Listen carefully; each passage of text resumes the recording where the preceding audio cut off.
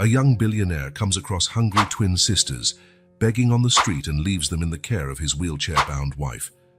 But when he returns home, he finds her in tears at what they've done. Jack's Patek Philippe watch read 3:43 p.m. when he decided to do something he hadn't done in years: walk aimlessly through the streets of San Francisco.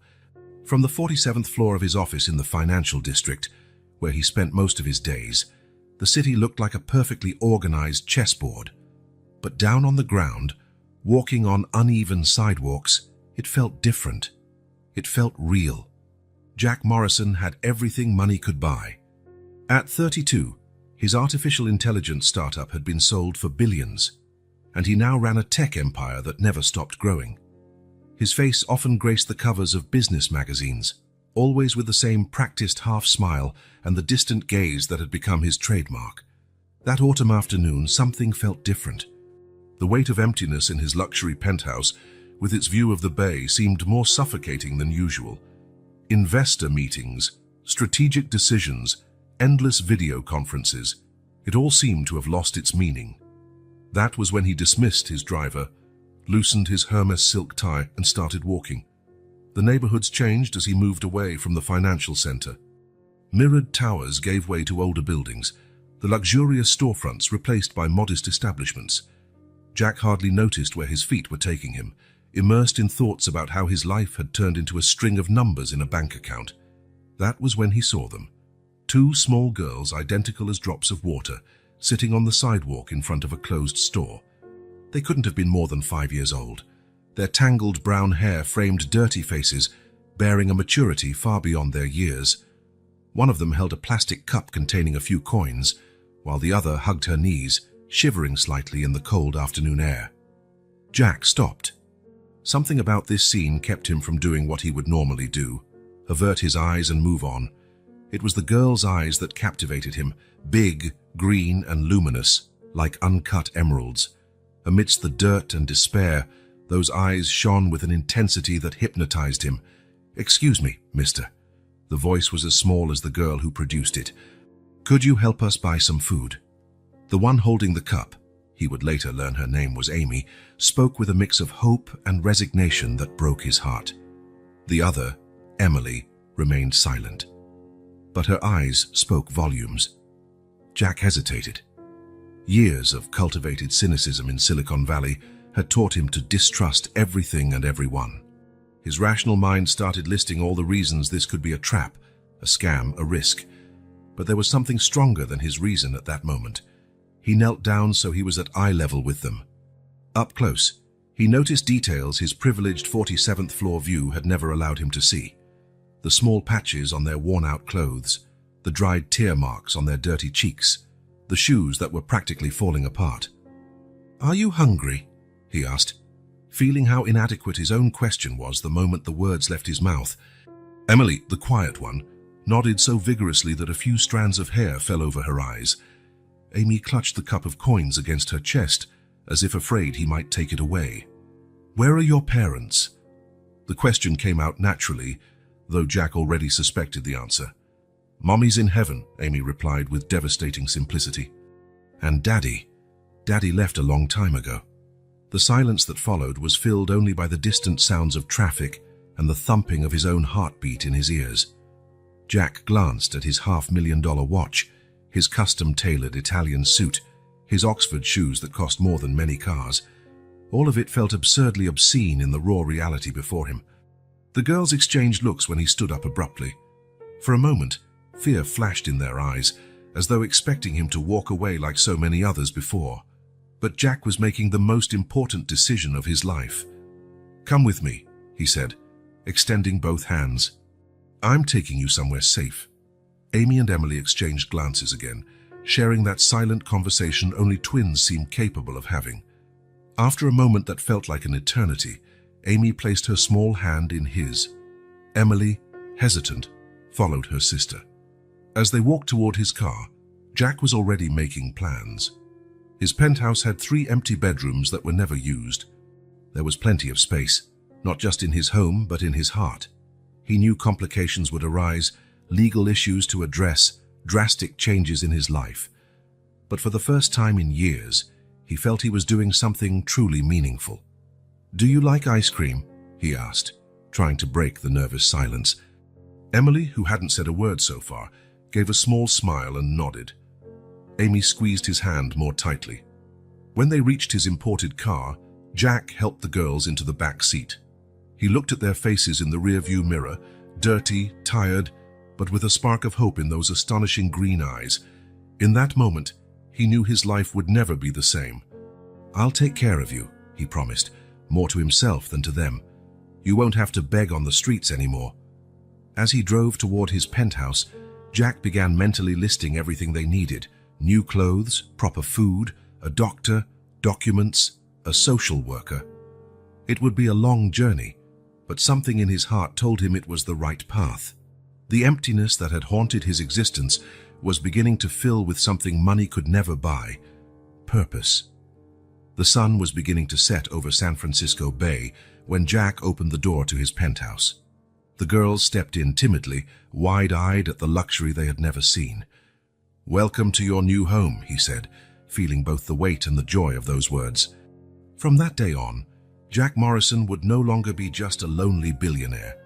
He would be the guardian of two little souls destiny had placed in his path. Sarah Morrison stared at the blank canvas in front of her, brush suspended in mid-air like an unanswered question. The adapted studio in the penthouse was her refuge, a space where physical limitations seemed less important. The large windows let in the golden light of late afternoon in San Francisco, illuminating her unfinished works and bathing the space in amber tones. At 30, she still had the ethereal beauty that had once made her one of the most promising artists of her generation.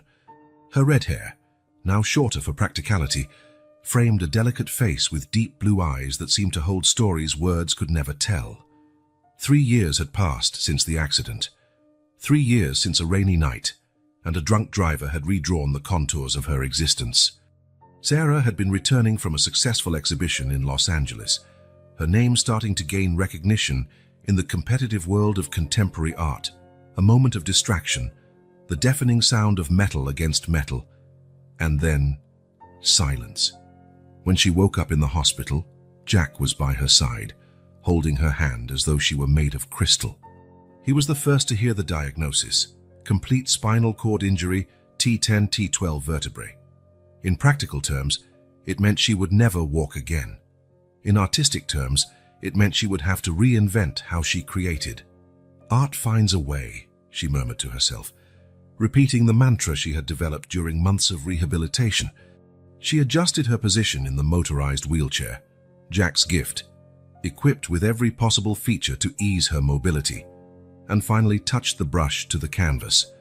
The studio was a testament to her adaptation: easels with adjustable heights, brushes with adapted handles, a work table specially designed to accommodate her chair. Jack had hired top ergonomic specialists to transform the space, making it not just accessible but comfortable. Her eyes settled on the framed photograph on the wall, she and Jack on their wedding day, 2 years before the accident. Sarah wore a vintage dress she'd found in a small shop in Paris, her hair then long and blowing in the bay breeze. Jack looked at her, as if she were the most precious work of art in the world. In some ways, that look had not changed, even after everything. The gentle sound of her wheelchair wheels on the wooden floor echoed as she moved around the studio. Her most recent paintings reflected her journey: intense colors and more abstract strokes, different from the delicate landscapes she used to create. The change was not just aesthetic, it was a reflection of her inner transformation. "Life is like a blank canvas," her art teacher used to say. "No matter how many times you have to start over, there's always room to create something new." Those words took on a new meaning after the accident. Each day was an exercise in recreation, of discovering new ways to express what her soul needed to say. The challenges were constant. There were days when frustration consumed her, when her fingers couldn't do exactly what her mind envisioned, or when exhaustion made every movement a monumental effort. But there were also victories. Her first exhibition after the accident, the online art lessons she began giving to other people with disabilities, and the blog she maintained about art and accessibility. Sarah adjusted the strategically placed mirror that allowed her to see her works from different angles, without having to move too much. It was yet another practical adaptation she had incorporated into her routine. Every detail of her life had to be rethought, reorganized, readapted. Her relationship with Jack also evolved. Their love, already strong, gained new dimensions. He never treated her with pity, something she feared more than any physical limitation. Instead, he became her partner in rediscovering possibilities, her support in moments of doubt, her companion in small daily victories. Sometimes, Sarah found herself wondering how different her life would be if the accident had never happened. Would she be exhibiting in international galleries? Would she have a studio in Paris, as she had always dreamed? But she learned that such thinking was a dangerous trap. The present was her blank canvas, and she chose daily to fill it with color, even if using brush strokes different from what she had originally envisioned. Adapting to her new reality was not just physical. She had to develop a new relationship with time, with space, with her own body. Physical therapy sessions became part of her routine, as did regular visits to doctors and specialists. Jack insisted on hiring the best professionals, dedicating an entire floor of the penthouse to a complete rehabilitation area. Her relationship with art also evolved. If her creations had once been about what she saw, now they were about what she felt. Her paintings gained an emotional depth that surprised critics and admirers. Pain, overcoming, and rediscovery all appeared on her canvases through more vibrant colors and bolder compositions. Mrs. Morrison, the voice of Clara, her personal assistant, broke her train of thought. "It's time for your appointment with the occupational therapist." Sarah smiled, cleaning her brushes with practiced, precise movements. Routine was important, an anchor on days that sometimes felt overwhelming. Her occupational therapist, Dr. Martinez, had become a crucial ally in her adaptation journey, always bringing new techniques and tools to facilitate her artistic work. As she maneuvered her chair toward the elevator, Sarah reflected on how her idea of success had changed. Before the accident, success meant recognition, exhibitions in major galleries, and positive reviews in art magazines. Now success meant being able to paint for hours without exhaustion, inspiring other disabled people not to give up on their dreams, and finding beauty in her new way of existing. The sun began to set over San Francisco Bay, painting the sky with the same vibrant colors Sarah now used in her paintings. From her privileged view in the studio, she could watch the city transform as night fell. It was a constant reminder that everything is in perpetual change. The colors of the sky, the seasons, the paths life leads us down. Sarah adjusted her posture in the chair, a movement as natural as breathing. Tomorrow would be another day of discoveries, challenges, and who knows, maybe another canvas filled with the colors of her new reality. For now, she allowed herself to simply watch the sunset, silently grateful that she could still create beauty, even if in a different way than she had once planned. The sun had already set when the private elevator to the penthouse opened. Sarah was in her studio finishing another painting session when she heard voices in the hall. One of them Jack's, but there were others, softer, that she didn't recognize. Intrigued, she maneuvered her wheelchair toward the living room. "Sarah?" Jack's voice held a hesitant tone she rarely heard. "Honey, I'm home and I'm not alone." When Sarah entered the living room, the scene before her felt surreal. There was her husband, still wearing his expensive executive suit, but with his tie loosened and his hair disheveled, holding hands with two small girls who looked like they had stepped out of a dark fairy tale, dirty in worn clothes, but with stunning green eyes that shone with a mix of fear and curiosity. "Jack!" It was all she managed to say, her voice barely masking her confusion. "I can explain," he began, running his hand through his hair, a gesture Sarah knew well, the one he made when he was nervous. "These are Amy and Emily. I found them on the street today." The girls partially hid behind Jack's legs, watching Sarah with a mixture of fascination and apprehension. One of them, Sarah still didn't know which, clutched a plastic cup with a few coins against her chest. "On the street," Sarah repeated, her mind scrambling to understand. "Jack, what exactly is going on?" Jack knelt beside the girls, staying at their eye level. "Girls, this is Sarah, my wife." She's an amazing artist and has the kindest heart I've ever known. Amy, the one holding the cup, stepped forward slightly. Do you paint pictures? Her voice was just a whisper. Sarah's expression softened for a moment. Yes, I do. Would you like to see my studio later? The girls nodded timidly, but Sarah quickly turned back to Jack. Honey, can we talk in the kitchen for a moment? Jack nodded. Clara, he called to the assistant who had been discreetly observing, could you stay with the girls for a moment? Maybe show them where the bathroom is so they can wash up. As soon as they reached the kitchen, Sarah let out a breath she hadn't realized she was holding. Jack Morrison, have you completely lost your mind? You can't just bring children off the street into our home. They were alone, Sarah, Jack replied, his voice tinged with both defensiveness and pleading. Hungry, begging for money on the sidewalk. Their mom died, their dad abandoned them. And did you verify their story? Are you sure this isn't some kind of scam? You didn't see their eyes, Sarah. You didn't see how... He paused, searching for the right words. How lost they looked, like I felt before I met you. Sarah closed her eyes for a moment, taking a deep breath. In their 8 years of marriage, she had seen many sides of Jack, the ruthless businessman, the devoted husband, the generous philanthropist. But this impulsiveness, this was new. What exactly are you suggesting, Jack? That we suddenly become guardians to 2 children, just like that? Temporarily, he responded quickly.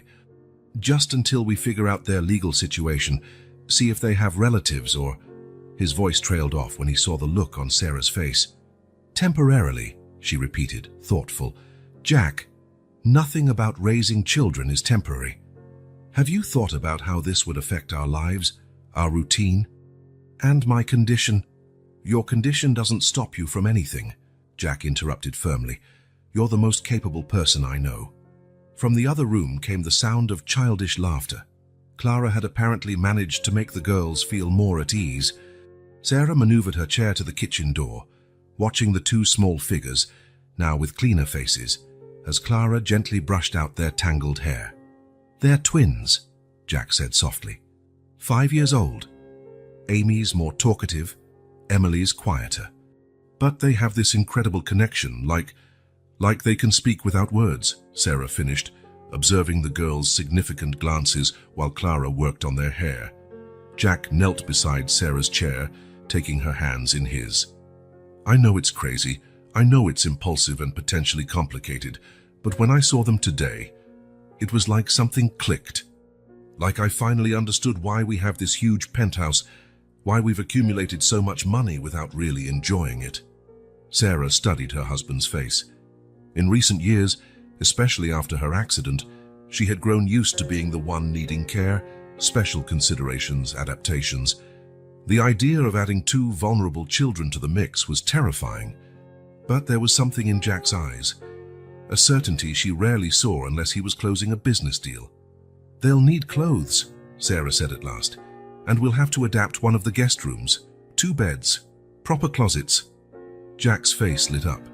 Does that mean... It means I'm willing to try... temporarily. She emphasized the last word. We need to contact the proper authorities, verify their story, do everything legally. Jack kissed her, a kiss full of gratitude and promise. I'm already making a mental list of everything we need. A pediatrician for a full checkup, new clothes, school materials. One thing at a time, Sarah cut him off with a smile. First, I think they need a warm bath and a good meal. As if on cue, one of the girls' stomachs growled audibly, followed by embarrassed giggles. Sarah maneuvered her chair back into the living room. Amy, Emily, she called gently. The girls turned to her, their freshly combed hair framing faces that were beginning to show their real beauty beneath the dirt. So would you like to take a warm bath and then eat something? We can have macaroni and cheese and maybe... She paused dramatically. Ice cream for dessert. The girls' eyes widened at the mention of ice cream. Emily, who had barely spoken, took a small step towards Sarah. Could it be chocolate? Sarah felt something melt inside her chest. Of course it can be chocolate. While Clara took the girls for a bath, Sarah watched Jack making phone calls to his lawyer, to a social worker he knew, to a department store that agreed to deliver children's clothing even at that hour. He was in problem-solving mode, the same approach he used for sealing multi-million-dollar deals.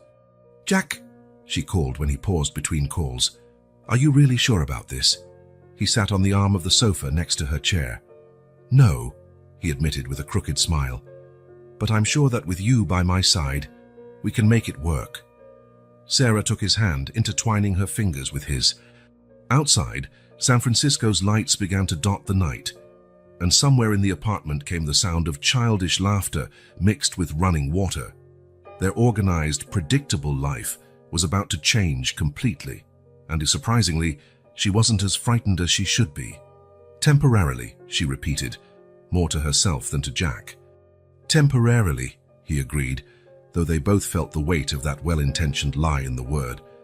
That night, while watching Jack awkwardly help the girls eat their macaroni without making too big a mess, Sarah thought about how life had a curious way of redirecting our paths. 3 years earlier, an accident had completely changed her life. Now, an impulsive decision by her husband was about to change it again. The sound of clinking utensils, timid laughter, and hushed conversation filled the penthouse that always seemed too large.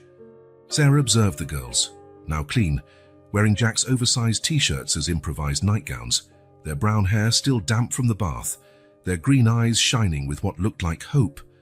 "Just for now," she murmured to herself, but in her heart, she already knew that some impulsive decisions have the power to change destinies forever.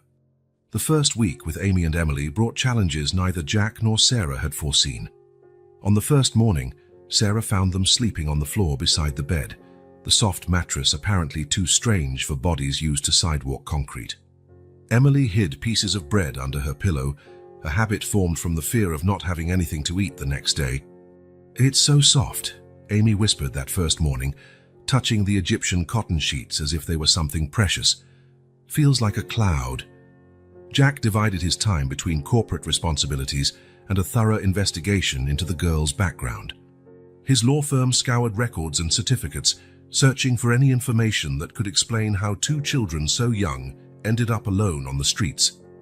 "We found their mother," he informed Sarah one night after the girls were asleep.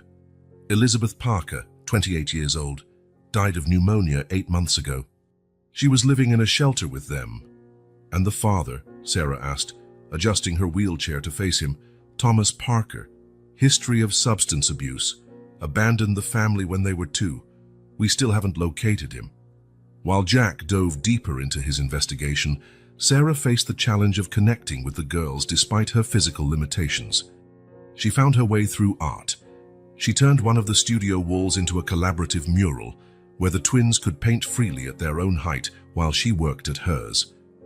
"Each color tells a different story," Sarah explained, as she handed out brushes and paints. "Red can mean love or anger. Blue can mean sadness or calm." Amy, always more expressive, dipped her brush into yellow paint. "What about this color? What story does it tell?" "Yellow is joy, sunshine, new beginnings," Sarah smiled. "What do you feel when you paint with it?" Emily, usually the quiet one, surprised everyone by answering, It feels like home." A new routine gradually took shape.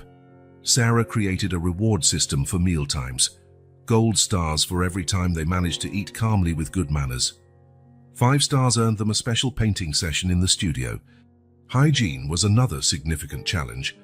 The girls were afraid of the bathtub, preferring quick, cold showers.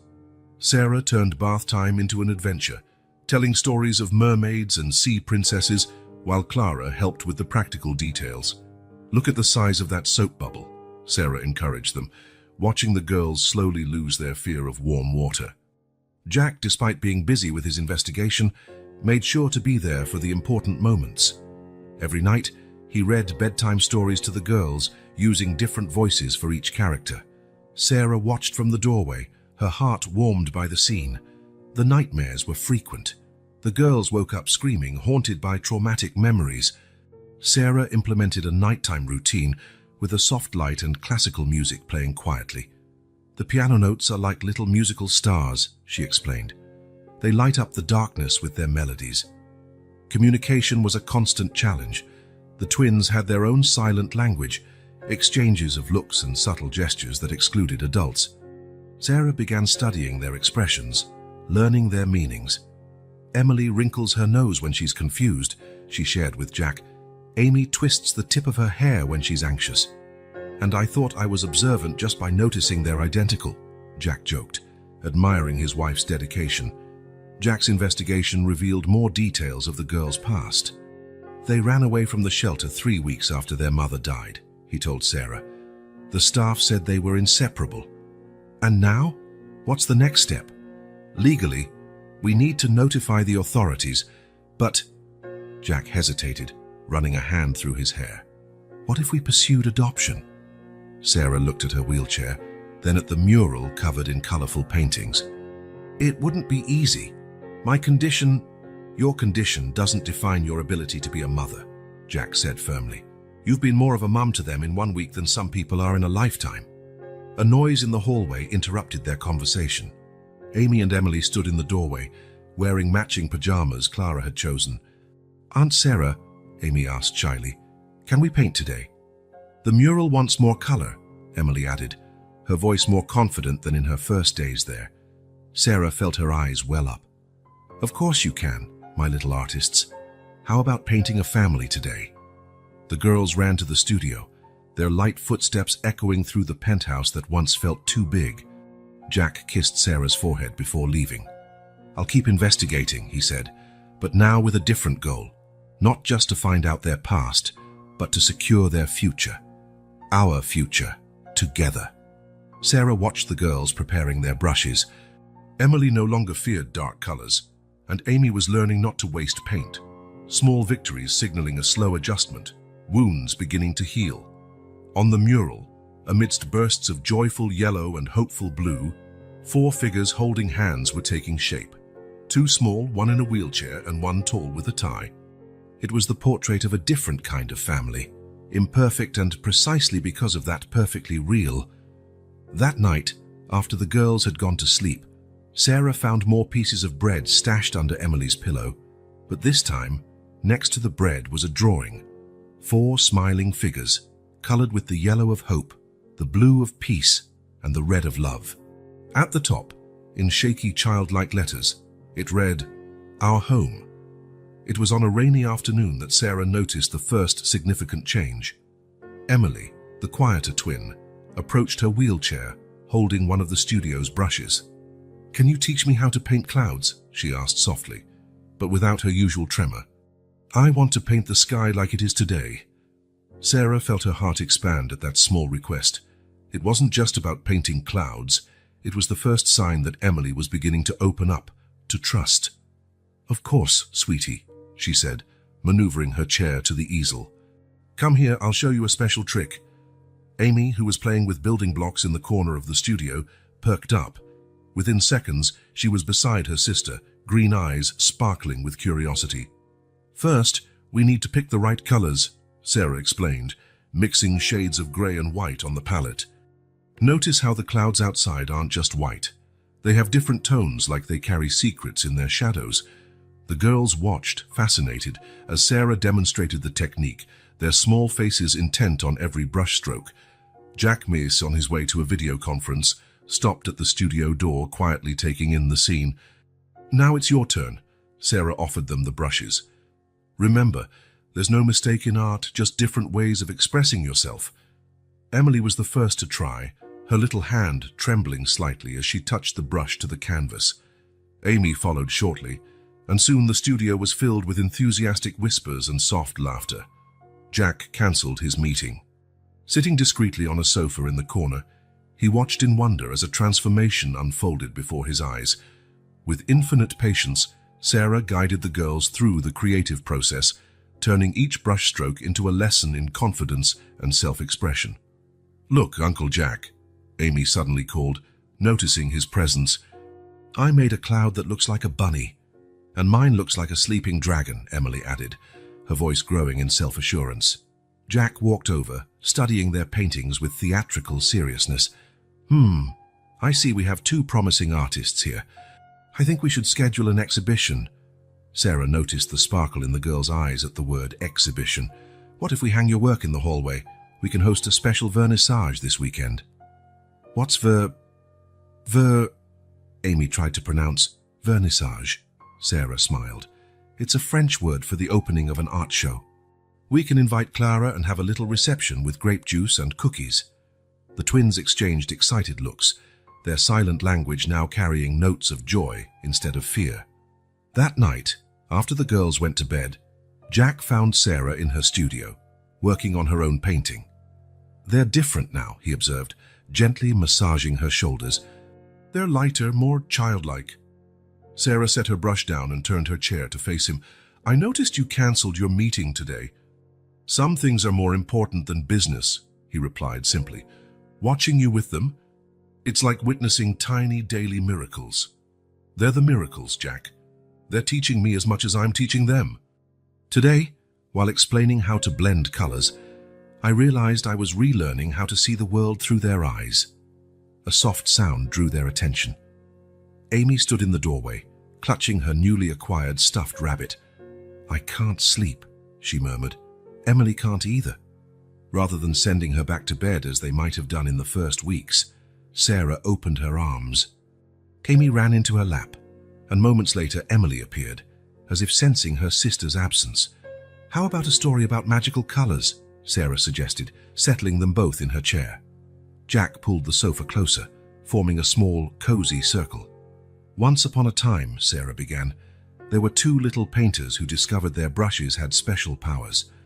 Every color they used transformed not just the canvas, but also the hearts of those who saw their paintings. The girls listened, spellbound, their eyes growing heavier with sleep. Jack watched his wife weaving the story, blending elements of the day with touches of fantasy, creating a world where art had the power to heal all wounds. When they finally carried the girls back to bed, already fast asleep, Jack noticed something different in the room. The pieces of bread Emily used to hide had been replaced with brushes and small sketch pads. They feel safe now, Sarah whispered, adjusting the blankets. They're finally beginning to believe they don't have to be ready to run anymore. On the bedroom wall, a growing collection of drawings told the story of this transformation. The earliest pictures were dark, with hesitant lines and isolated figures. But the more recent ones burst with color, showing 4 figures always together, 2 small, one in a wheelchair, and one tall with a tie. Sarah, Jack said softly as they left the room, I don't think I can imagine our life without them anymore. Me neither, she admitted, taking his hand. It's like they were always meant to be part of our story. We were just waiting for the right moment to find them. The next day, the studio gained 2 small work tables perfectly sized for the girls. Jack had specially ordered them, each with drawers for materials and a small gold plaque bearing their names. Now you have your own space to create, Sarah announced, watching the girls' faces light up at the sight of the tables. Is it really ours? Emily asked, running her fingers over the plaque with her name. As real as the love we feel for you, Sarah answered without hesitation. The words came naturally, and the moment they were spoken, everyone knew their absolute truth. They were no longer just an artist in a wheelchair and a workaholic CEO temporarily caring for 2 street children. They were a family, built with strokes of trust, colors of affection, and the ever-sharpening outline of unconditional love. Jack Morrison glared at the stack of files on his desk with growing frustration. As CEO of one of Silicon Valley's largest tech companies, he was used to finding solutions to complex problems. But now, after weeks of intense investigation, the answers he sought seemed increasingly elusive. Mr. Morrison, his secretary announced through the intercom, Detective Rodriguez is here for the weekly report. Show him in, Jack replied, quickly organizing the scattered papers. Rodriguez was one of the best private investigators on the West Coast, with decades of experience handling intricate cases.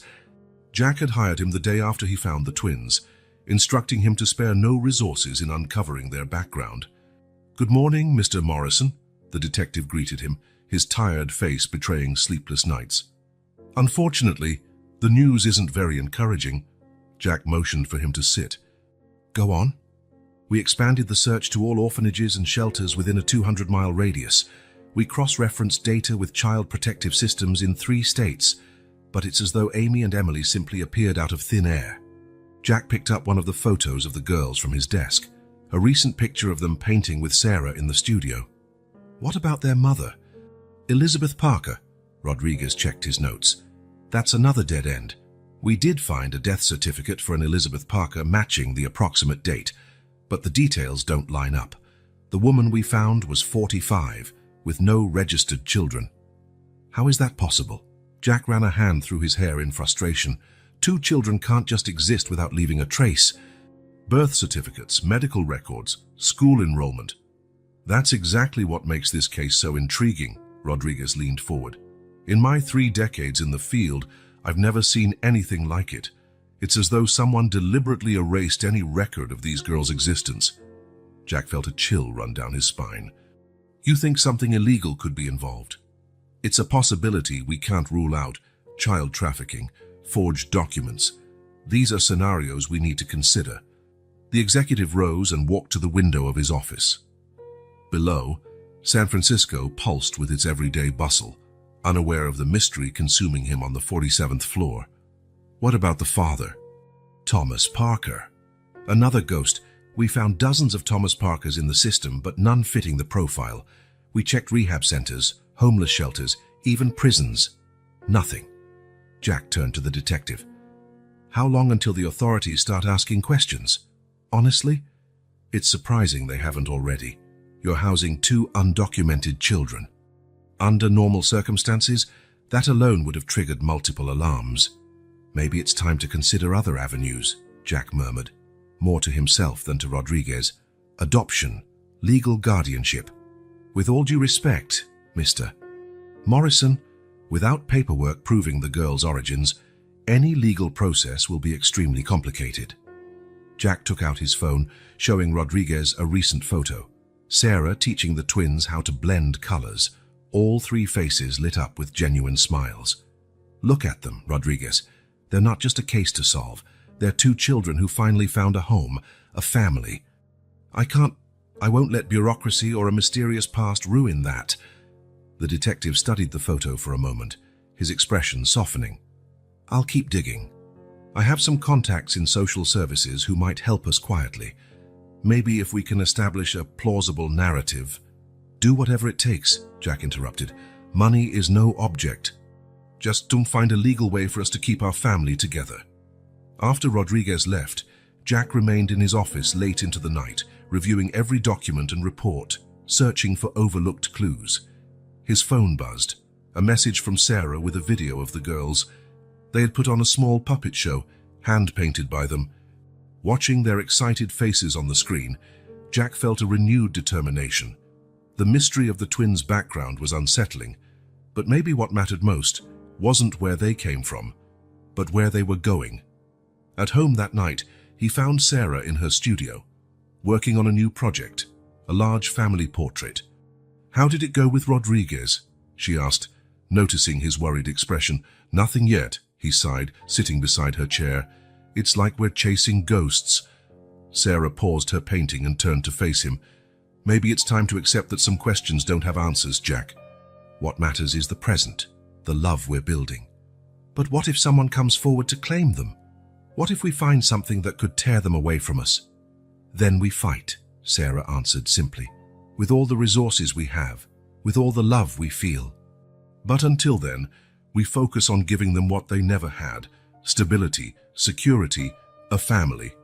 From the girls' room came the sound of laughter and soft music. Amy and Emily had created a nightly ritual of dancing before bed, something Sarah encouraged as a form of artistic expression. You know what Emily told me today? Sarah asked, a gentle smile on her lips.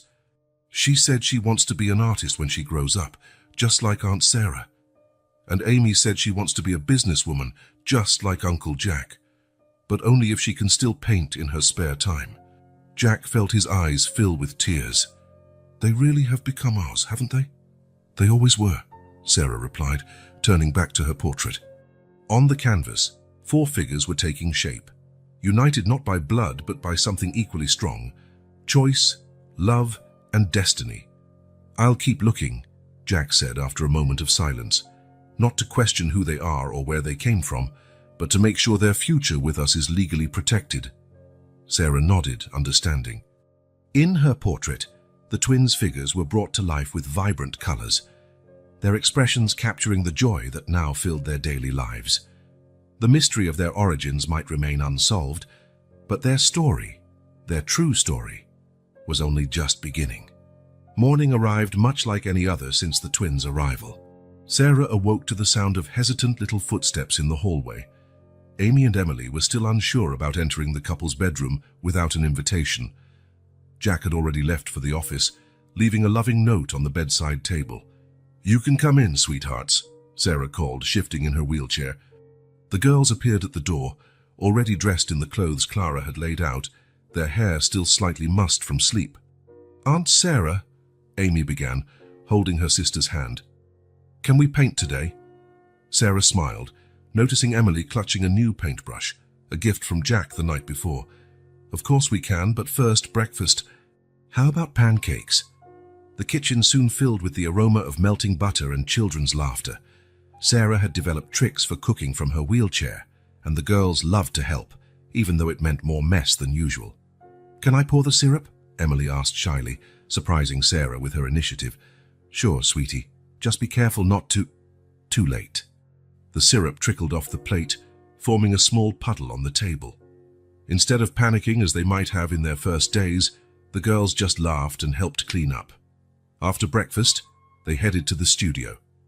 Sarah had prepared a special activity for the day, a large blank sheet spread out on the floor, where the three of them could work together. "Today, let's try something different," she announced, handing out paints and brushes. "How about drawing our family?" The twins exchanged glances, that silent communication Sarah was still learning to decipher. For a moment, she feared she might have gone too far, touched a still-healing wound. "Our family for now?" Amy asked cautiously. Sarah felt her heart constrict. "Yes, love. Our family as it is now." The girls leaned over the paper with surprising focus. While working on her own part of the drawing, Sarah observed them, moved by how seriously they treated the task. The day flew by in a whirl of brushstrokes and soft conversation. Clara brought lunch to the studio, and they set up an impromptu picnic among canvases and easels. Late in the afternoon, when the golden light of the sun flooded through the large windows, Sarah noticed something special in the girls' drawing.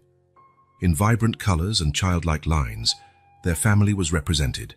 Jack, standing tall, smiling in his ever-present tie, Sarah in her wheelchair with red hair shining, and the two girls, one on each side, all holding hands. But it wasn't just the depiction that moved her, it was the attention to detail. The flowers drawn on her wheelchair wheels, the little stars on Jack's tie, the identical smiles on the twins' faces. It was a portrait of love and belonging. Sarah didn't realize she was crying until she felt a small hand on her face. "You don't like it, Aunt Sarah?" Emily asked, worried. "No, sweetheart," Sarah sobbed, pulling them both into a hug. "I love it. It's the most beautiful picture I've ever seen." When Jack arrived home that night, he found Sarah alone in the studio, still contemplating the drawing. The tears had dried, but her eyes remained red. "Sarah, what happened? Are the girls—" "They're fine," she interrupted gently. "Clara is giving them a bath. Come see this." Jack approached, studying the drawing intently. "It's beautiful," he murmured, noticing each little detail. "You know what Amy said when they finished?" Sarah asked, her voice trembling slightly. "She said, now it really looks like a real family." Jack knelt beside Sarah's chair, taking her hands in his. "Is that what's making you cry?" "Partly," she breathed. "Jack, remember how we used to talk about having children before the accident?" He nodded, his expression softening with understanding. The accident hadn't just taken her ability to walk, it had also taken her ability to bear children. "I always dreamed of being a mother," she continued, her hands gripping his. "After the accident, I thought that dream had died along with so many others. But these girls, Jack, they've brought something back to life in me." "Sarah, I know the investigation isn't going well," she went on. "I know there are legal complications, unanswered questions. But look at this drawing, Jack. Look how they see us, how they already consider us family." Jack stood and walked over to the window. The sun was setting over San Francisco, painting the sky with the same vibrant colors the girls had used in their drawing. "You're suggesting that we adopt them," Sarah finished. "Officially, permanently.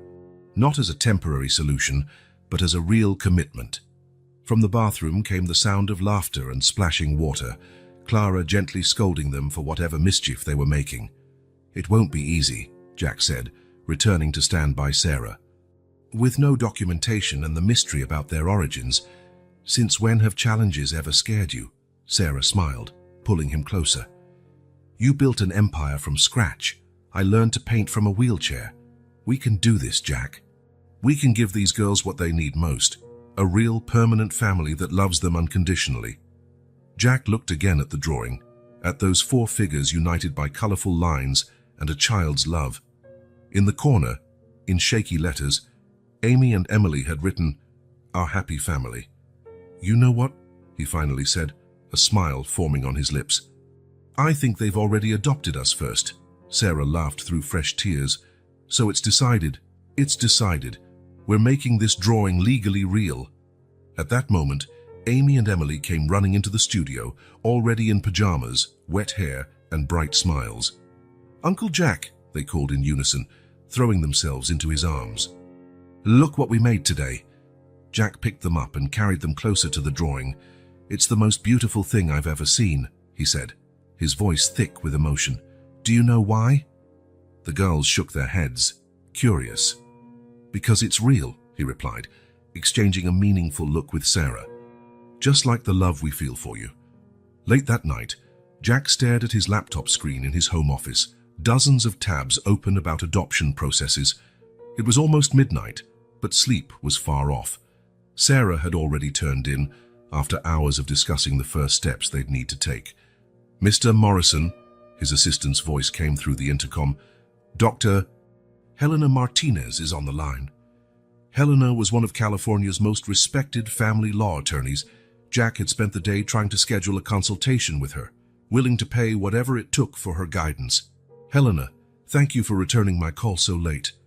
Jack Morrison asking about adoption law. "I have to admit I was intrigued," replied her experienced voice on the other end. "You mentioned it was a delicate case." Jack took a deep breath before explaining the situation, finding the twins, their lack of documentation, the fruitless search for relatives. Helena listened quietly, occasionally making notes. "Jack," she began after a pause, "I'll be frank. This is one of the most complex cases I've encountered. You're essentially housing two undocumented minors. Under normal circumstances, you'd be facing serious legal complications already." "I understand the risks," Jack said, raking a hand through his hair. "But we want to do the right thing.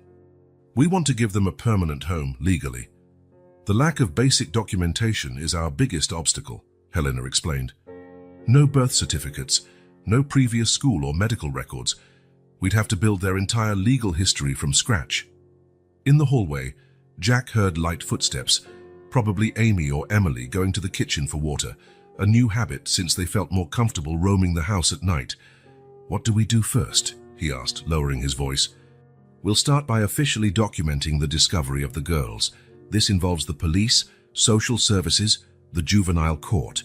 We need to establish a clear, well-documented narrative." Jack felt his stomach clench. "Is there a risk they'll be taken from us during that process?" "I'll be honest, yes, there is. Standard procedure would be placing them in a state shelter while the process unfolds." "That's not an option," Jack cut in, more sharply than he intended.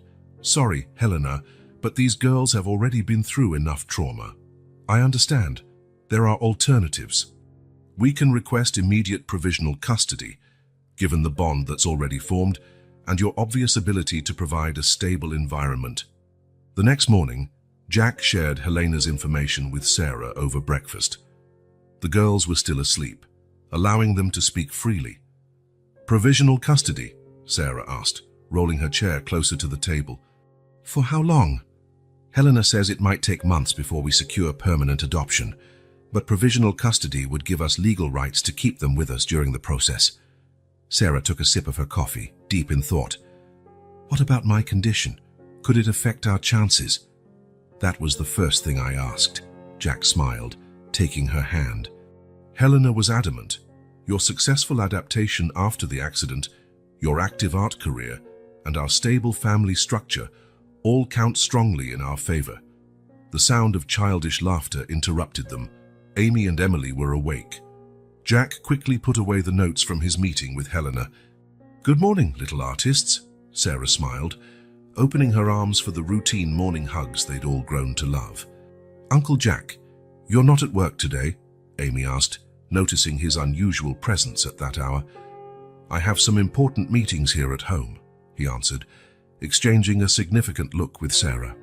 "Actually, after breakfast, Mom and I want to talk to you about something special." He only realized what he'd said when the words were already out. He had called Sarah Mom. The silence that followed was deafening. The girls glanced at each other, their green eyes wide. Sarah froze, her coffee cup midway to her lips. Emily spoke first, in her soft voice, almost a whisper. Can we call you that, Mom and Dad?" Sarah felt tears well in her eyes. "If you want to, my love, if that's what your heart's desire." Amy approached Sarah's chair, her small fingers tracing the pattern on the armrest. "But what if someone comes for us, our other mommy?"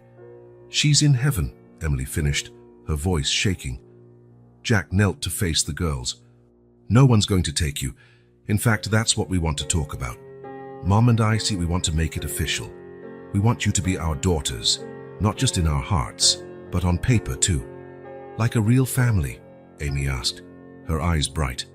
"We're already a real family, sweetheart," Sarah answered, pulling them both closer. "The papers will just let everyone else know it in too." Later that day, while the girls painted in the studio with Clara, Jack and Sarah had another video call with Helena. The lawyer outlined the next steps: psychological evaluations, social worker visits, adjusting the home environment, financial documentation. "It's going to be a long road," Helena warned. "And at times difficult, but from what I've heard about the four of you, it's worth every second." That night, after the girls were asleep, now in a room decorated with their own artwork, Jack found Sarah in her studio. She was working on a new painting, 4 silhouettes against a sunset, their shadows blending into one. "Are you sure you're ready for this?" he asked gently. "It's going to be intense, with a lot of people questioning us, evaluating us." Sarah set down her brush, turning to face him. "Jack, since the accident, I've learned the biggest challenges bring the greatest rewards. Look at us. Who would have thought we'd find so much love in such unlikely circumstances?" From the girls' bedroom came the soft sound of their breathing as they slept. At some point, without anyone noticing, those sounds had become the most important soundtrack of the house. "Tomorrow I'll start gathering the documentation Helena asked for," Jack said, massaging Sarah's shoulders. "It'll be the first step of many, and we'll take every step together," Sarah agreed, turning back to her painting, "as a family." The waiting room in Dr. Martinez's office was a study in neutral tones and elegant furniture, designed to convey calm professionalism. Sarah adjusted her wheelchair for the third time in 10 minutes, while Jack flipped through a magazine without really reading it. "Mr. and Mrs. Morrison," the receptionist called, "Dr. Martinez is ready to see you." Helena Martinez greeted them with a professional smile. Neat stacks of documents spread across her mahogany desk. "I have some updates on the process," she began, adjusting her glasses. "The background checks are underway, but some issues have arisen that we need to discuss." Jack instinctively took Sarah's hand. "What kind of issues?" "Social Services is particularly interested in how you found the girls. The lack of official documentation raises red flags in the system." And she paused briefly. "There are concerns about the adaptation of your home environment." Sarah felt her stomach tighten. This was what she had feared from the start, that her condition would be seen as a hindrance. "Our home was fully adapted after my accident," she argued, her voice firm despite her anxiety. "I'm completely independent in every area. And we have an exceptional support team," Jack added. "Clara, our assistant, has been with us for years and has built a great bond with the girls." Helena made some notes. "That's good. In fact, a strong support network is a plus. But we need to prepare for a series of evaluations: psychological, social, in-home visits." The following week, the couple found themselves in a marathon of interviews and assessments. Dr. Patricia Wong, the psychologist assigned by social services, spent hours interviewing each of them separately. "How do you imagine your routine once the girls start school?" she asked Sarah during one session. "We already have it planned out," Sarah replied, surprised by her own confidence. "The school we chose is 10 minutes away. We have a van with manual controls that I can drive, and for activities requiring more mobility, Jack and Clara can step in." The psychologist made a note. "And what about times of crisis? Medical emergencies, for example?" "We have a detailed plan for every scenario," Sarah explained. "My condition taught me the importance of planning, but also flexibility." The home visits were particularly stressful. The social worker, Mrs. Chen, examined each room with a critical eye, making endless notes on her clipboard. "Impressive," she said upon seeing the adapted studio where Sarah taught the girls art. "You've clearly thought of everything." "Sarah is the real architect of these adaptations," Jack explained proudly. "She turned every challenge into an opportunity for innovation." At night, after the girls were in bed, the couple often met in the studio to share worries and hopes. "What if they decide I'm not capable enough?" Sarah whispered one night, her hands trembling slightly on her wheelchair's rims. "If they think the girls need a mother who can run after them in the park?" Jack knelt beside her. "Then we'll show them how you taught the girls to see the world through color and art, how you turned this studio into a place of healing and love, how your wheelchair never stopped you from being the amazing mom you already are." Weeks turned into months. Each new document or evaluation brought a mix of hope and dread. The girls, sensing the tension, became even more affectionate. "Mom," Amy called one afternoon while they painted together, "can we make a special picture?" "Sure, honey." "Special how?" "To show the important people that we want to stay here forever." Sarah felt her heart melt. Emily, mixing colors on her palette, added softly, "We can paint everyone happy, like a real family." The finished painting became a centerpiece during the final home visit. Hanging in the living room, it showed the family in various moments. Sarah teaching the girls to paint, Jack reading bedtime stories, all of them together in the winter garden they'd created in the penthouse. "Remarkable," Dr. Wong said during that last visit. "In all my years of evaluation, I've rarely seen such a genuine connection between potential parents and children." Mrs. Chen agreed, closing her folder of notes. "The home adaptations are exemplary, and most importantly, you've created a loving, stable environment that's clearly helping the girls thrive." Finally, after what felt like an eternity of assessments, Helena called them in for a pivotal meeting. "The preliminary report is positive," she announced, a rare smile softening her professional demeanor. "The evaluation team was particularly impressed by how you turned potential obstacles into strengths." "So does that mean—" Sarah hardly dared to finish her sentence. "We still have a long road," Helena cautioned, "but the biggest concerns have been addressed." "Your condition, Sarah, far from being a barrier, is cited as an example of resilience and adaptability that benefits the girls."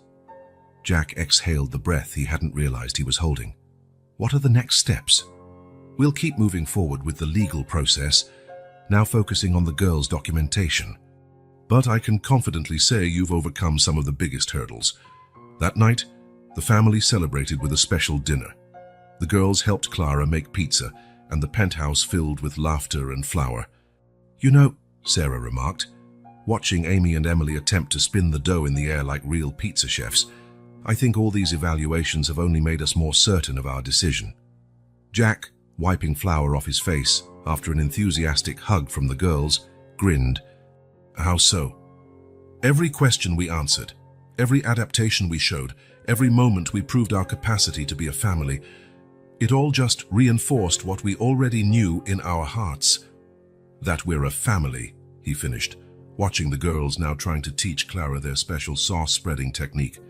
"Exactly," Sarah smiled, flour stains on her wheelchair attesting to her role in the culinary chaos, and no amount of red tape can change that. On the eve of the final adoption meeting, Sarah found Jack on the penthouse balcony. He was standing by the railing, looking out at the lights of San Francisco, a glass of whiskey untouched in his hand.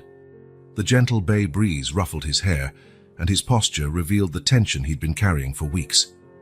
"You can't sleep either?" Sarah asked, maneuvering her chair beside him. Jack smiled without taking his eyes off the city. "I've been thinking. It's funny how life changes. A few months ago, my biggest worry was launching new software.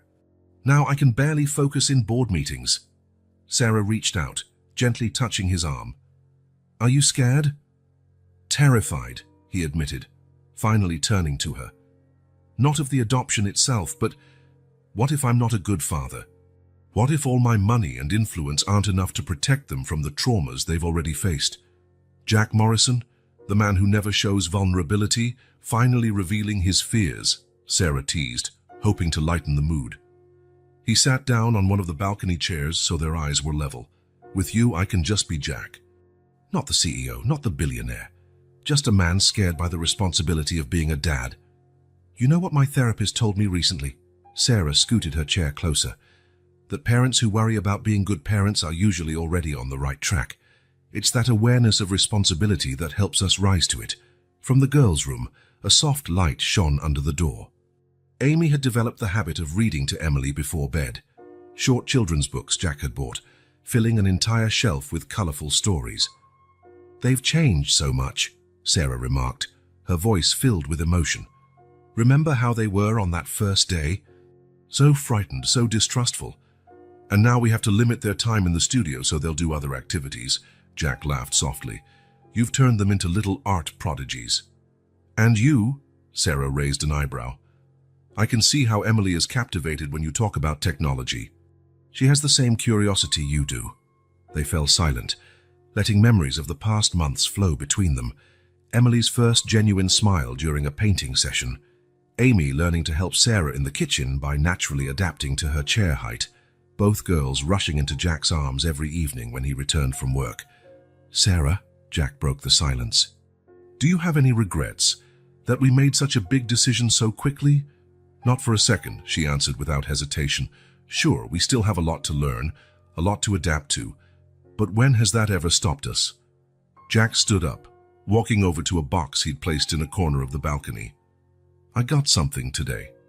I wanted to show you before I show the girls."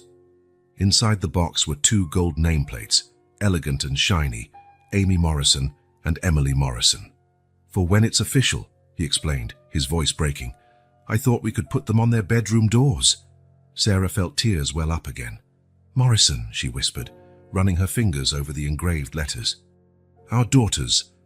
I had some other things made too," Jack continued, pulling out more items, personalized backpacks, matching t-shirts, even small aprons for when they paint with you. "Always the planner." Sarah smiled through her tears. "But what about the fears, the insecurities?" "They're still here," he admitted, sitting back down. "But I've realized they're part of the journey. It's not about being perfect. It's about being present, learning, growing together." From the girls' room came a small thud, followed by giggles. Jack was halfway to the door when Amy's voice chimed, "Sorry, Mom and Dad." Emily just dropped the book. They shared a look. Just months ago, such noise would have terrified the twins, afraid of punishment. Now it was just part of a normal family routine. "I think we should get some sleep," Sarah suggested, turning her chair toward the bedroom. "Tomorrow's a big day." "Wait," Jack stopped her gently. "There's one more thing I want to show you." He picked up his tablet, showing her the project he'd commissioned, a complete remodel of the winter garden to turn it into a family space. There would be an art area with adapted easels for Sarah and the girls, a cozy reading nook, and even a small maker lab Jack planned to use for projects with the twins. "It's perfect," Sarah whispered, imagining the possibilities for that space. "Like us," Jack replied, leaning in to kiss her. "Individually imperfect, but perfect together." That night, lying in bed, they continued sharing their hopes and fears in the darkness. They talked about school, about handling questions regarding the girls' past, about how best to help them process their trauma. "You know what scares me the most," Sarah confessed. "That someday they might think we don't love them as much as we would biological children." Jack turned to her. "Then we'll show them every day that love has nothing to do with biology." That family is about choice, about commitment, about being there through the good and the bad. A soft noise at the door interrupted them. Amy and Emily stood there, hugging their new stuffed animals. There was thunder, Emily explained timidly. "Can we sleep with you?" Amy added. Sarah and Jack exchanged a quick look before making room in their king-size bed. Within seconds, the girls were snuggled between them, their small bodies relaxing in the safety of closeness. "Is tomorrow the important day?" Amy asked sleepily. "Yes, sweetheart," Sarah replied, stroking her hair. "Tomorrow we take another step toward officially becoming a family." "But we already are a family," Emily murmured, almost asleep. "Here," she pointed to her heart before drifting off. Jack met Sarah's gaze over the girls' heads. In that quiet moment, they shared more than words could convey, their fears, their hopes, their certainty that no matter the challenges ahead, they would face them together. The family they had built didn't follow conventional patterns. A wheelchair-bound artist, a reformed workaholic executive, and two little twins rescued from the streets. But perhaps it was precisely this unlikely combination that made it so special, so unique, so truly theirs. The manila envelope on Jack's desk looked harmless, but its contents were about to shake the foundations of the new family they were building. Rodriguez, the private investigator, had requested an urgent meeting that morning. "We found the girl's father," he announced bluntly the moment he entered Jack's office. "Thomas Parker is alive, and he's in prison."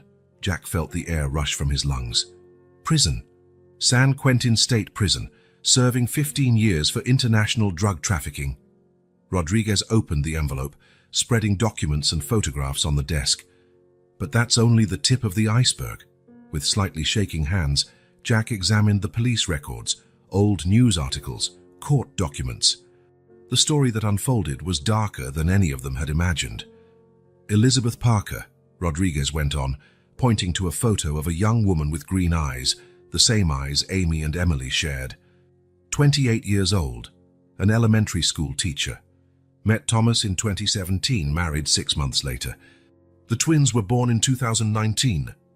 "What happened to her?" Jack asked, though he dreaded the answer.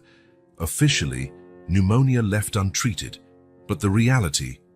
Rodriguez hesitated. She was living in precarious conditions with the girls after discovering her husband's illegal activities and trying to escape. Thomas had cut off all her financial resources. She died for lack of proper medical care. Jack closed his eyes for a moment, fighting the surge of anger welling up inside. And him. Arrested 3 months before her death. An international operation, multiple charges, convicted a week after Elizabeth died. The girls were sent to a shelter from which they escaped. "Why couldn't we find these records before?" "Someone tried to erase all traces," Rodriguez explained. "Probably associates of Thomas, trying to protect the girls from rivals in the drug trade, but they made one mistake. They overlooked a prison visitation log. Elizabeth brought the girls to see their father once, 2 weeks before she died. That's how we made the connection." Jack's hand hovered over his phone, contemplating how to break this news to Sarah. "There's one more thing," Rodriguez added, cautious. "Thomas Parker still has parental rights. Even from prison, he could challenge the adoption." The office sank into a heavy silence. Outside, San Francisco continued its frenetic pace, unaware of the drama unfolding on the 47th floor. "I need to talk to Sarah," Jack finally said, standing up. "Keep digging. I want to know everything. Contacts in prison, possible associates still free, anything that could threaten the girls' safety." At home, he found Sarah in her studio, working on a new painting, a portrait of the girls laughing during a painting session. The everyday scene, so full of joy and innocence, made his heart ache even more. "Sarah," he called softly, "we need to talk." She recognized the gravity in his voice and put down her brushes. Jack relayed everything Rodriguez had discovered, watching shock, sadness, anger, and fear cross her face. "That poor woman," Sarah whispered when he finished, "trying to protect her daughters until the end. Sarah, we need to decide our next move. If we keep going with the adoption, Thomas can contest it. If we back off..." "Back off," Sarah cut him off, her voice rising. "Jack, those girls are our daughters. It doesn't matter what we found out about their past or how complicated this gets. We fight for them. But if he tries to, he lost any right to them when he chose crime over family, Sarah stated firmly. Elizabeth died trying to protect them. Now it's our turn to continue that fight. Just then they heard laughter from the hallway. Amy and Emily were returning from a swimming lesson with Clara, their animated voices debating who swam faster. Look at them, Jack, Sarah said softly. They're finally real kids, unafraid, not hungry, not weighed down by trauma. We can't let the past steal that from them. Jack knelt beside Sarah's chair, taking her hands in his. We'll need specialized legal help. Helena needs to know about this immediately. Then call her. Hire the best lawyers in the country if we have to. But we don't give up. The girls entered the studio, their hair still damp from the pool, smiles bright on their faces. Mommy, Daddy, look what we learned today. Sarah and Jack exchanged a meaningful glance before turning to the girls with brave smiles. Those two little survivors had already endured more hardship in their few years than many adults. Now they had a chance at a real childhood, unconditional love, family. Later that night, after the girls were asleep, the couple held a video conference with Helena. The lawyer listened carefully to Rodriguez's findings. I won't lie, she said after a moment of thought. This complicates things, but it also gives us a clear direction. We can argue abandonment, negligence, criminal environment. Those are solid grounds for terminating parental rights. What about the girls' safety? Sarah asked, worry evident in her voice. I'm already reaching out to contacts who can discreetly monitor any suspicious movements linked to Thomas Parker in prison. You have the resources and influence to protect them, something their biological mother sadly lacked. Jack wrapped his arms around Sarah, feeling his determination grow stronger. The girls' past was a dark shadow, but their future could be bright. They would make sure of it. Elizabeth Parker died trying to give her daughters a better life, Sarah said softly. We'll honor her sacrifice. We'll give the girls everything she dreamed of for them, love, security, opportunities. And justice, Jack finished. We'll make sure the man who destroyed her life never harms these children again. From the girls' room came the soft sound of their sleeping breaths. In their dreams, Amy and Emily were just two loved, safe children, free from a past they barely understood, and their adoptive parents were determined to keep it that way, whatever the cost. The social services conference room felt smaller that morning. Sarah adjusted her wheelchair again, while Jack, impeccable in his suit but with dark circles hinting at sleepless nights, held her hand. Across the table, Mrs. Chen flipped through a thick file, her professional neutrality only heightening their anxiety. Mr. and Mrs. Morrison, she finally began, setting the papers aside. Over the past few months, we've closely followed your journey with Amy and Emily. We've conducted home visits, interviews, psychological assessments. And now, we've reached the final decision. Sarah squeezed Jack's hand tighter. Since discovering the twins' biological father, the couple had been on an emotional roller coaster. Helena had worked tirelessly to ensure Thomas Parker's criminal record would serve as a point in their favor, not against them. As you know, Mrs. Chen continued, cases involving children without proper documentation are extremely delicate. Adding to that, there's the particular circumstance of your condition, Mrs. Morrison. Sarah's heart pounded, but she kept her head high. Over the past few weeks, she'd meticulously documented every moment with the girls, proving her wheelchair had never hindered her role as a mother. However, and here for the first time, a small smile appeared on the social worker's face. Rarely in my career have I seen such a clear case of positive transformation. The girls have shown remarkable progress in all areas: emotional, social, educational. She opened a folder of photographs, Amy and Emily on their first day, thin and fearful, and now smiling and healthy, painting in the studio with Sarah, reading bedtime stories with Jack. You haven't just provided a safe, loving environment, Mrs. Chen continued. You've turned challenges into opportunities. Mrs. Morrison's condition, which initially concerned us, has proven to be a source of inspiration and adaptability. The girls have learned important values of perseverance and resilience. So that means Jack could barely finish his sentence. It means my final recommendation is entirely in favor of adoption, she confirmed, smiling fully now. Given the newly discovered family background, I strongly suggest granting you permanent custody. Sarah couldn't hold back her tears. Months of anxiety, doubts, difficult moments, everything had led to this. There's one more thing, Mrs. Chen added, standing. Please wait a moment. She briefly left the room, returning with Amy and Emily, who had been waiting with Clara.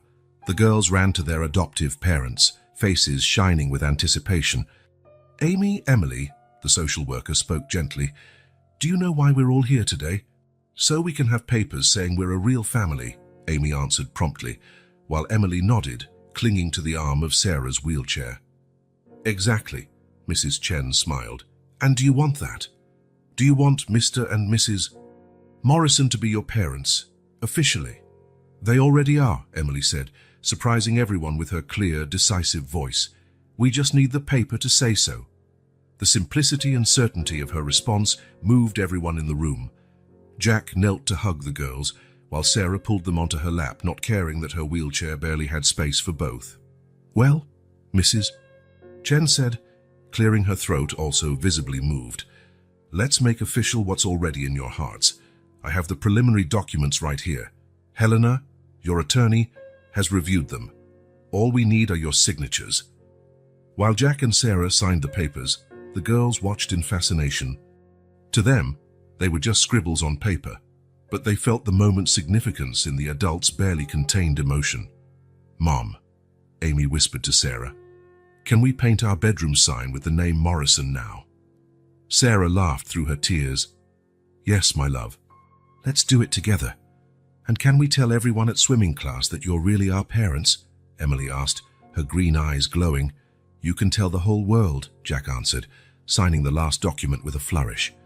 Mrs. Chen collected the papers, stamping them with a formality that contrasted with the deeply emotional mood. Congratulations, Morrison family. The process still has some bureaucratic steps, but the most important part is done. You are, for all intents and purposes, a family. Leaving the social services building, they found Clara waiting with a small cake and balloons. She had become an indispensable part of their unconventional family, and her tears of joy were as genuine as theirs.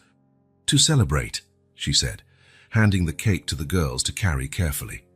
On the way home, Amy and Emily couldn't stop making plans. They wanted a party to celebrate.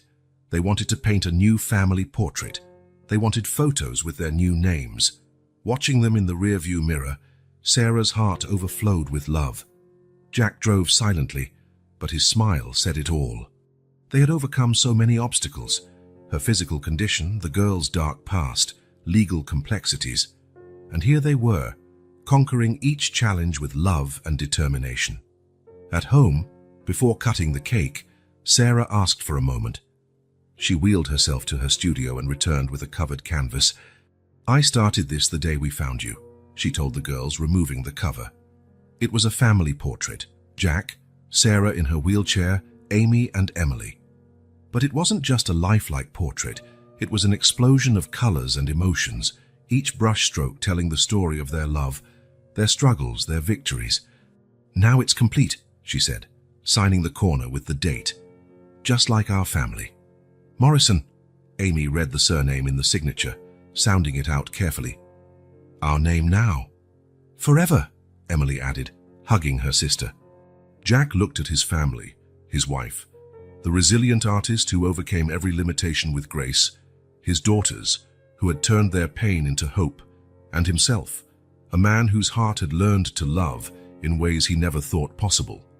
The final decision wasn't just in the documents they signed that morning. It was in every smile, every hug, every shared moment. It was in the certainty that no matter what challenges awaited, they would face them together as a family.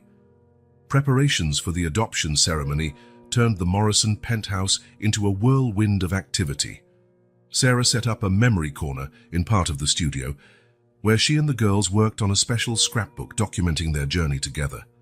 Look, Mom, Amy exclaimed, holding up a photograph. This is from our first day here. Sarah looked at the image with a lump in her throat. Two scared, wary girls sitting timidly on the living room sofa. Next to it, Amy placed a more recent photo, the same two girls out, now smiling and confident, painting in the studio.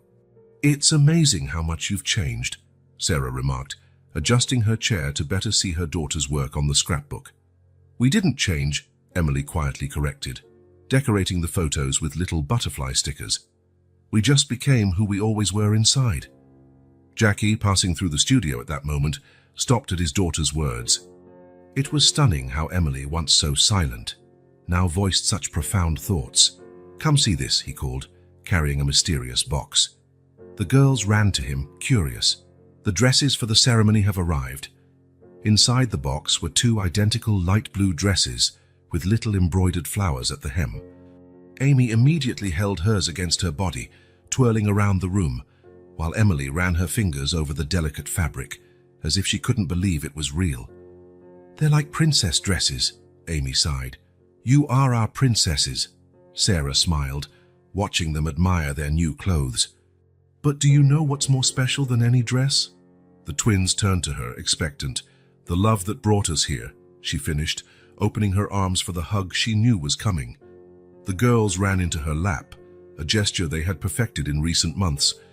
Jack watched, heart full, and grabbed his camera, a new habit he'd acquired, wanting to document every precious moment, and photographed his three girls in a warm embrace. "Dad, too!" Amy called, extending her hand. They squeezed together for a selfie, laughter and hugs blending in the frame. Clara, entering with a tray of freshly baked cookies, captured the moment on her own camera. "Look at this family," she said, setting the tray on a table. "Who would have thought Mr. Morrison, the man who once lived only for work?" Jack laughed, sneaking a still warm cookie. "Life's full of surprises, Clara. The best ones come when we least expect them." The days before the official ceremony were filled with meaningful little moments. Sarah noticed how the girls no longer stashed food under their pillows, how their nightmares had become rare, how their smiles now came easily and truly. One evening, while helping the girls with their baths, a task Clara usually handled, but which Sarah insisted on joining whenever possible, Amy asked a question that caught her off guard. "Mum, after the papers say we're Morrison, nothing can separate us, right?" Sarah felt her heart tighten. "No one and nothing, my love. But you know what? Even without those papers, we're already a family here." She placed her hand over her heart. "Like a work of art," Emily remarked, swirling the bath foam. "First, we feel it. Then we put it on paper." Jack, passing by the hallway, paused to listen. His daughters, so young, yet bearing a wisdom forged by life's hardships, and now by love. Their bedroom had also undergone changes. The walls, once decorated with loose drawings, now displayed an artistic timeline Sarah had helped create. It started with tentative scribbles in dark colors and progressed to colorful explosions of joy. "It's our story," Amy proudly explained to the social worker during her last visit before the ceremony. "Mrs. Chen smiled, making her final notes. "A story of love and overcoming," she said, observing how the girls moved confidently around the space, how naturally they interacted with Sarah in her wheelchair, how they lit up whenever Jack appeared. On the night before the ceremony, the family gathered on the penthouse balcony. The San Francisco sky was exceptionally clear, stars shining over the bay. "Tomorrow's the big day," Jack commented, handing out hot chocolate, a tradition they'd created for special moments. "But we're already a family," Emily said with her quiet wisdom, repeating the thought that had become their mantra. "Yes, we are," Sarah agreed, adjusting the shawl around her shoulders against the cool night air. "Tomorrow just lets everyone else know what our hearts already do." Amy, yawning but resisting sleep, asked, "Can we sleep with you tonight?" It was a special request, reserved for important nights or after a bad dream. Jack and Sarah exchanged a knowing look. This night certainly warranted it. Later, with the twins sleeping soundly between them in their king-size bed, Jack whispered to Sarah, "Did you ever imagine that impulsive decision to bring home two little girls from the street would lead us here?" Sarah smiled in the darkness, her hand finding his over the sleeping children. "Sometimes the decisions of the heart are wiser than any decision of the mind, my love." Amy stirred in her sleep, murmuring about painting something, while Emily instinctively sought her sister's hand. That was how they were, even asleep, always connected. Now that connection extended to their adoptive parents, weaving bonds no paper needed to validate, but which the next day's ceremony would celebrate with all the joy they deserved. The family court looked different that morning. Someone, likely Clara, had discreetly decorated the usually austere room with small, colorful floral arrangements. Amy and Emily, in their light blue dresses, held hands as they watched the judge with a mix of excitement and nervousness. Sarah, wearing an emerald green dress that matched the girl's eyes, kept a calm demeanor in her wheelchair, though her heart raced. Jack, flawless in his dark suit, stood by her side, occasionally squeezing her shoulder in silent support. "We are gathered here today," Judge Martinez began, her typically stern features softened by a smile, "to celebrate something very special, the formalization of a family that love has already built." The girls instinctively moved closer to their adoptive parents. Emily, usually the quieter one, surprised everyone by speaking up. "Can we call them Mum and Dad now so everyone can hear?" The judge smiled. "Yes, sweetheart, that's exactly why we're here." The formalities proceeded with touching solemnity. Jack and Sarah reaffirmed their commitment to love and protect the twins. The judge read the official documents, each word resonating in the room like music. "Amy Morrison and Emily Morrison," she pronounced their new legal names, "you are now, legally and officially, the daughters of Jack and Sarah Morrison." Amy was the first to cry, silent tears of joy streaking her cheeks. Emily hugged her, and soon both ran into Sarah's arms, while Jack wrapped them in a family embrace that spoke louder than any document. "Now," Amy sobbed happily, "now everyone will know." The small celebration that followed at the Morrison penthouse was intimate but meaningful. Clara had prepared all the girls' favorite foods, and Sarah's studio was adorned with paintings illustrating the family's journey, from the very first hesitant sketches to the newest, bursting with color and joy.